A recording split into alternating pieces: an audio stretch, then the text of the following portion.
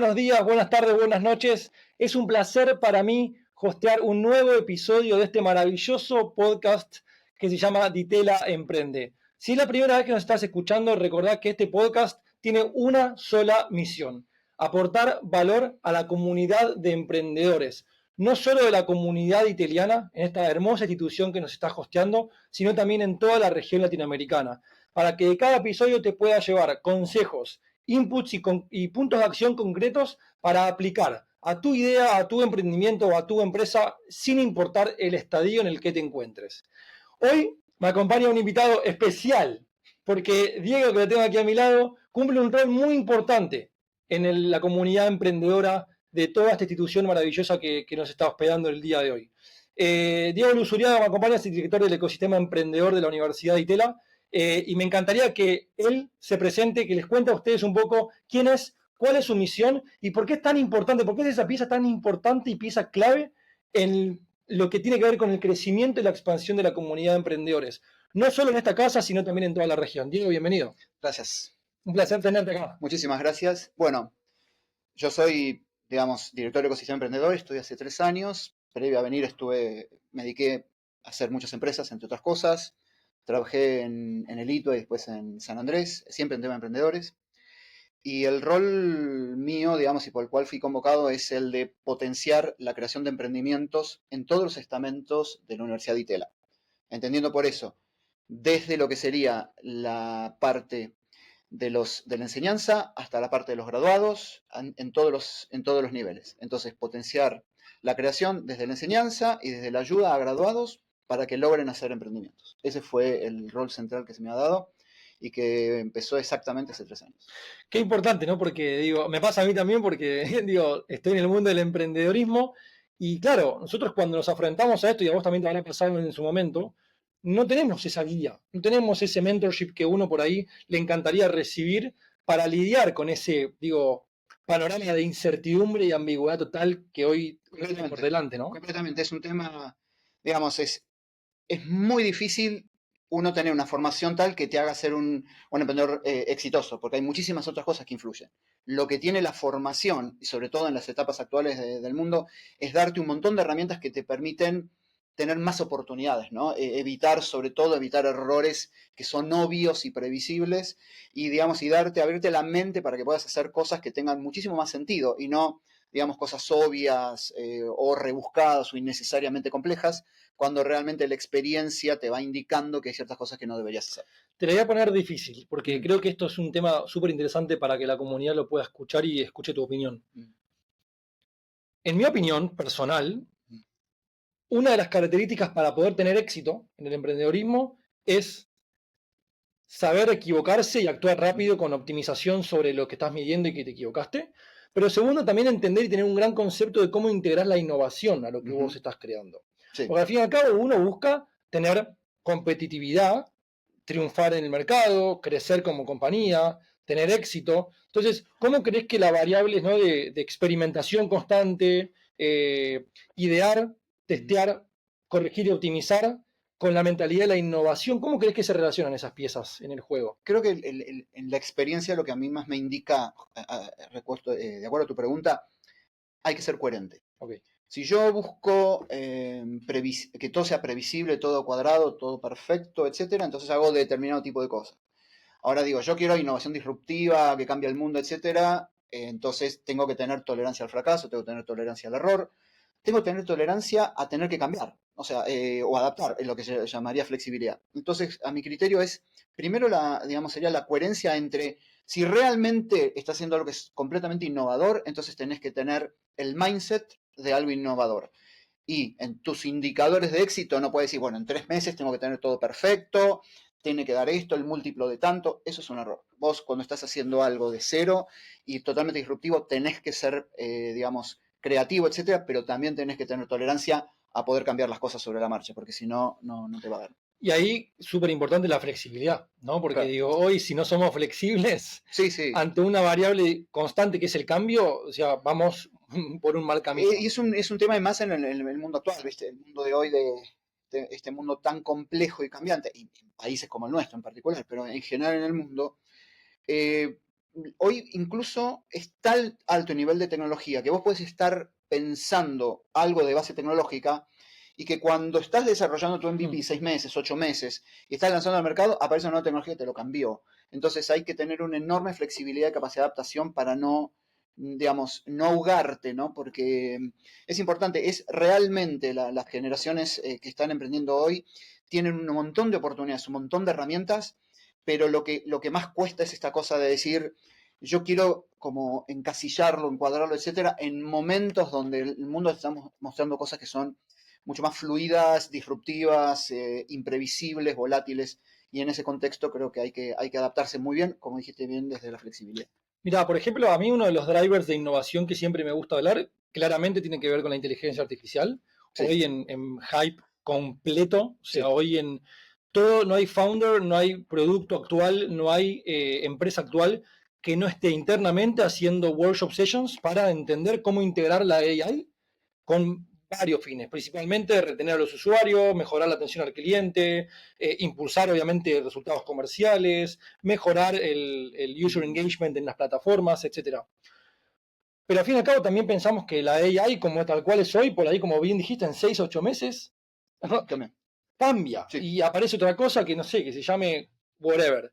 Entonces, ¿vos creés que, por ejemplo, en el momento actual, hoy, los productos que están naciendo en este momento deben ser como powered by AI directamente? ¿Vos creés que hoy, como está en hype y hay demanda y hay mercado para eso, es algo que un founder tiene que tener en la cabeza? Creo que no es obligatorio.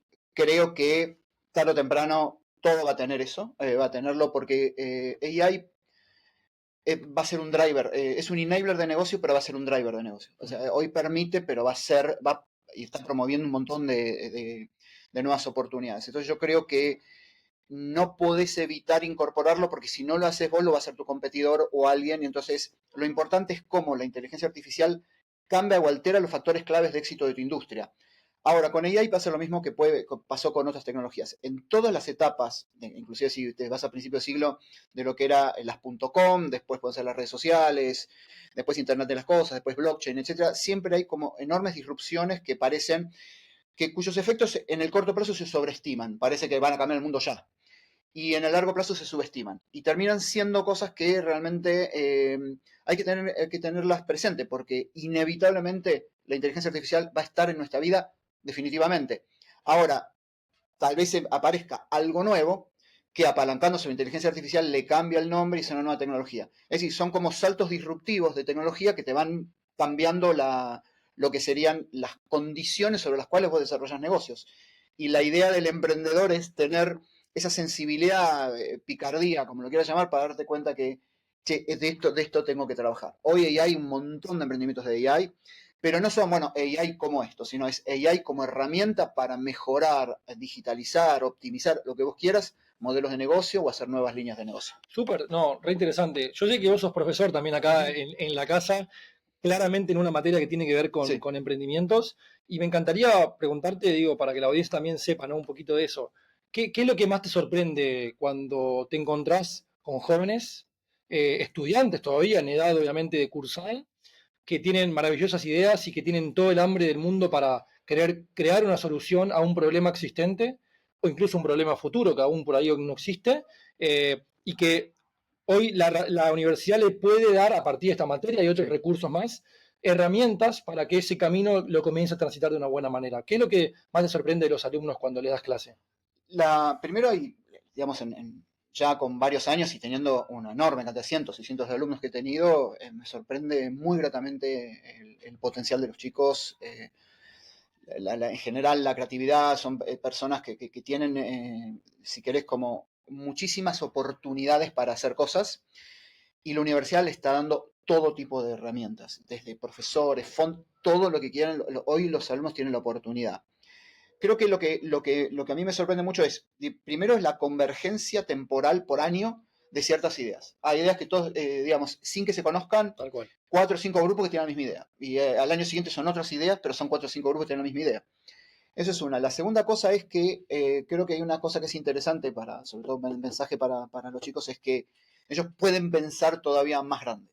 O sea, creo que todavía están, sí, vamos a pensar en resolver esto, o sea, como un criterio bastante, diría yo, racional. Y me parece que también se le podría adicionar un aspecto muy tipo más de la disrupción, de la trascendencia de lo que estás haciendo. Hay chicos que realmente, con ideas que tienen, etcétera, pueden estar cambiando radicalmente una industria o radicalmente ciertas situaciones. Y todavía piensan, bueno, por ahí es esta parte chica y qué sé yo, y todavía no la parte más grande. Con lo cual, creo que tienen, digo yo, el capital humano es espectacular, y los perfiles son muy buenos y las oportunidades son enormes. Simplemente creo que lo que falta es consolidar la idea personal de los alumnos, de darse cuenta que ellos tienen la posibilidad de realmente cambiar el mundo o hacer lo que quieran desde el emprendimiento y no solo desde una empresa. Súper, y eso conecta un poco con mi siguiente pregunta, ¿no? Que tiene que ver, y es una pregunta un poco más operativa, ¿no? Ujú. Hacé de cuenta que del otro lado hay un montón de jóvenes, Ujú. incluso alumnos, que tienen una idea en la mente, ¿no? Sí. Y obviamente todos entendemos que cuando una idea la queremos llevar a la práctica, empezar a materializarla, en el mundo del emprendedorismo lo primero que se suele hacer es hacer un MVP, un mínimo Sí. producto viable, ¿no? Que puede tener diferentes tipos de materializaciones, pero no quiero meterme en eso ahora. Lo que quiero preguntarte es específicamente, hablamos de flexibilidad y hablamos de innovación y hablamos de paciencia también. Sí. ¿Cuál crees que es ese como top skill mindset que un emprendedor que está comenzando necesita desarrollar, ya sea internamente propio o con su cultura de equipo, con sus compañeros y sus co-founders, para afrontar la etapa del MVP?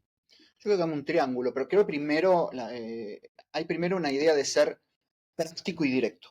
O Mm. sea, la idea es, muchas veces cuando hablas dice, uy, pero voy a tener que hacer un montón de cosas, sobre todo si la persona no tiene experiencia en desarrollar, suponete que es una aplicación, suponete que es una plataforma, Ujú. puede parecer que es, no sé, subir al Everest. Y de pronto no es tan así, por ahí de pronto el MVP es realmente, tiene que proveerme la funcionalidad mínima que cumple la propuesta de valor. Entonces digo, por ahí puedes hacerlo mucho más fácil. Y entonces, en lugar de pensarlo como un gran producto, pensarlo primero con eso, como un MVP más una prueba de concepto. Entonces, esa es una. Y creo que después está esta otra cosa de la flexibilidad, de decir, bueno, no funciona, lo cambio, o si no lo hago, o si no está funcionando, o mejor dicho, o tal vez no está resultando, cambio de idea, ¿no? Porque si no, después lo peor que te puede pasar es quedarte pegado en una idea de que lo que yo estoy haciendo no está funcionando por un motivo y porque tal vez el producto realmente no termina. Así que eso. Total, y creo que esa mentalidad del pivoteo constante es central, porque Sí. efectivamente si vos te seguís, validás que la idea no funciona, Mm, o ese feature que lanzaste no va, porque hiciste, obviamente, análisis de la mm, información que los usuarios te claro. entregaron, validaste en el mercado, definiste tu buyer persona y fuiste a testear, a hacer entrevistas, etcétera. Sí. Ser rápido y ágil, y por eso para mí las metodologías ágiles acá cumplen Sí. un papel súper importante, en testear, seguir testeando y probar otras cosas, Ujú. porque efectivamente no quiere decir que tu producto o tu idea no va a funcionar, sino quizás el feature, esa funcionalidad que vos estás queriendo probar como mínima viable en este momento, esa no va, pero por ahí sí la pegás con otra. Correcto. Eso es súper importante y me encanta. Hagamos de cuenta que desarrollamos nuestro MVP Ujú, y estamos preparados para ir a buscar nuestro primer capital. ujú, Sí, yo sé que vos tenés mucha experiencia en mm. relación con los venture capital, con incubators, con accelerators. Contanos un poco cuáles son esos primeros pasos, ¿no?, que un emprendedor debiera realizar, ya sea para ir con un PPT, y ahora podemos discutir porque en mi Sí. opinión hoy no conseguís más dinero con solamente No, PPT. no, sí. Hoy la ley de la competitividad del mercado están pidiendo tracción y KPIs. Esto es importante que la audiencia Sí. lo sepa, porque antes con un PPT, con una buena idea, podías conseguir capital. Hoy está siendo mucho más difícil eso. Sí. También depende de la industria, ¿no? Digo, hay algunos casos en biotech o en blockchain que por ahí algunos todavía pueden conseguir, pero la mayoría exigen tracción y métricas de algo, una mínima funcionalidad Ujú, comprobada. claro. ¿Cómo es ese camino para ir a levantar nuestro primer capital? Esa es la reflexión que dijiste es total. Hace décadas era un muy buen equipo primero, una muy buena idea, una buena oportunidad era suficiente. Y entonces, como decías vos, tu PPT o tu PDF valía X millones o lo que fuera. Hoy para que te presten atención, tenés que tener en generar un MVP y en alguna prueba de concepto. Y muchos te piden tracción. Con lo cual, Si vos tenés MVP, tracción y prueba de concepto, significa que vos ya pasaste el riesgo tecnológico y ya pasaste el riesgo de mercado, por lo menos el inicial, con lo cual los niveles de riesgo que están tolerando los venture capitals es mucho menor que antes. Ahora, si vos vas a buscar un venture capital, un inversor, lo primero y más importante que tenés que hacer es entender su tesis de inversión. Es decir, no hay un peor error, y si querés error más tonto, es ir a buscar un fondo y decir, te muestro esto de fintech, y te dice, no, nosotros no hacemos fintech, hacemos biotech. Entonces eso es como errarle a la tesis. O el otro aspecto de la tesis es el nivel de maduración del proyecto. El proyecto, yo empiezo en pre-seed o seed, o ya tengo que tener esto, o uno me dice, no, tenés que estar mucho más avanzado. Y por último, el ticket. Lo que te sirve es que el ticket que te dé el angel investor o el venture capital tiene que tener valor para vos. Y para que tenga valor significa, con el dinero que te dé, sea cual sea, te tiene que dar la oportunidad de llegar a un conjunto de milestones que den la tranquilidad de que estás logrando lo que quisiste. Por ejemplo, tengo el MVP, por ejemplo, logré 3, 4 clientes, por ejemplo, registré una marca o una propiedad intelectual o lo que fuera. Es decir, son esas tres cosas, pues ya después es mucho más una cuestión de negociación, etcétera, pero esas cosas te posicionan en el mapa de los inversores en un lugar muchísimo más cercano a la intencionalidad de ellos de invertir. Y siguiendo esa línea, ¿no? Si tuvieses que darle 3 consejos a la audiencia sobre cómo prepararse para una pitch competition, por ejemplo, y pararse frente al inversor, entendemos con este contexto importantísimo, y creo que algo que dijiste, y meto un paréntesis acá, que es súper bueno, hoy empezó a haber cada vez más oferta de fondos segmentados por industria. Entonces hoy también no es como era antes, que era un fondo que invertía en biotech, en fintech, eso generalista. Sí. Pero eso es súper importante para vos que estás del otro lado, para que entiendas y hagas un research de una segmentación previa. Es como salir a buscar tus primeros clientes. Vos también tenés que saber filtrar y entender a qué tipo de investor le vas a hablar y a qué VC le vas a hablar. Pero la mayoría de estas startups que levantan su primer fondo cuando participan de un programa de aceleración o van a un VC con un producto un poquito más avanzado, les toca pichar. Les toca pichar y ponerse frente a inversores. ¿Qué crees que hoy el inversor que está sentado del otro lado de la mesa intenta escuchar sí o sí en esa presentación que suele durar no más de 2-3 minutos para que realmente puedas tener impacto?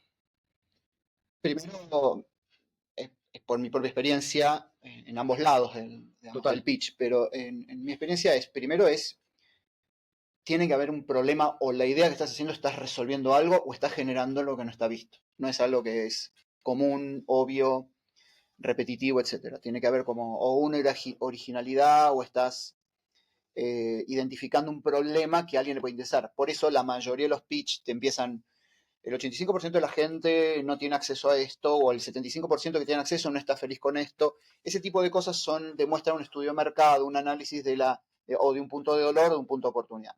Yo creo que lo primero que ve. El segundo punto que ve siempre es el equipo. El equipo siempre es importante. Y en eso hay que ser cuidadoso para decir, no es que necesariamente el que mejor pichea es el mejor y ni es el que peor pichea es el peor. Es que el equipo es si el perfil tuyo, que sos el emprendedor, tenés el dominio de la idea, el dominio tecnológico, si tenés dominio, digamos, del mercado que estás tratando de hacer. Es decir, y la otra, perdón, y el tercer punto es, yo con esto, suponiendo que estuviera en mi tesis y qué sé yo, ¿puedo agregarle valor? ¿Puedo agregar con esto? ¿Y lo que yo les dé les va a servir o no? Entonces son tres preguntas que se están haciendo. Hay millones de condicionantes. Ya no tengo más fondos, entonces lo veré más adelante. O ya tengo uno que es idéntico a este, pues ya estoy por invertir, entonces no te voy a invertir, pero no porque no me guste. Sino, es decir, hay otros condicionantes, pero las tres cosas es que estés resolviendo algo o que tengas innovación, que vos le puedas el equipo y que puedas demostrar que es un negocio. O sea, que le digas, es un negocio. Pero esto, ¿por qué lo harías si esto la gente lo puede obtener gratis? O la manera, o tu costo de adquisición es mucho más caro que tu costo digamos, de lo que vos le puedes vender, con lo cual me parece que tiene ese sentido. Excelente. Bueno, Diego, para mí siempre es un placer hablar con vos y que hayas pasado por este episodio. Me encanta porque es una forma también de llevar un poquito las cosas a la raíz y entender qué es lo que tiene que uno desarrollar desde el principio, qué tipo de mentalidad, qué tipo de acción de pivoteo, qué tipo de proactividad, qué tipo de estrategia se puede plantear y que cada uno de estos consejos que estamos acá trabajando y sugiriendo se los puedan llevar como a a sus hogares, a sus laboratorios de ideas y con sus equipos poder implementarlos mañana mismo, hoy mismo. Lo último que quisiera pedirte es, del otro lado, te están escuchando. Estudiantes que tienen una idea y todavía no se animaron a sacarla del closet. Estudiantes que por ahí ya tienen una idea un poquito elaborada y entienden que hay un problema de la sociedad o del mundo que quieren resolver y no saben cómo. Hay empresas que ya están con sus primeros clientes, incluso hay empresas que ya están internacionalizándose y algunas que ya son públicas, que ya hicieron su IPO. Si tuviese que generar y es re difícil la pregunta, pero si tuviese que armar un consejo general para todos esos emprendedores, porque todos son emprendedores, nunca dejaron de serlo, ¿no? Claro. ¿Qué les dirías para cerrar el episodio? Mira ahí. Miras ahí. Primero creo que hoy no es como antes, hoy hay para cualquier persona que quiera emprender, hay oportunidades en todo. Se han bajado enormemente las barreras y las dificultades para conseguir fondos, digamos, hay una enorme cantidad de programas que son universitarios, extrauniversitarios. Ya hoy está aceptado generalmente, globalmente, en algunos países más que otros, la cultura de innovar, la cultura de arriesgarse, incluso la cultura de que fracasar es permitido. Con lo cual, lo que yo creo que para lo que es hoy el siglo XXI, lo que estamos en esta fecha, digamos, en estos años de tanta innovación, creo que arriesgarse a emprender es lo que en inglés se llama no-brainer. Sería algo así como una expresión que dice, no deberían tener dudas de poder hacerlo. No, si no lo sienten, no les interesa, no hay por qué forzarse, no hay ninguna obligatoriedad.